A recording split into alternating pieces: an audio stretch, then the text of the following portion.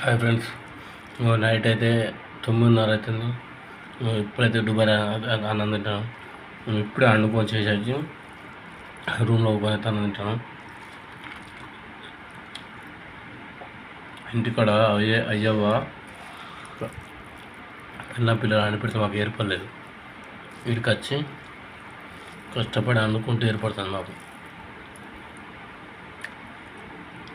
కష్టపడి అనుకుంటే తింటే ఏర్పడుతుంది. ఇంటికాడ ఏర్పడలేదు. ఈ ఐదు మెతుకులు పోవాలంటే నోట్లకు నేను 4 రోజులు కష్టపడాను.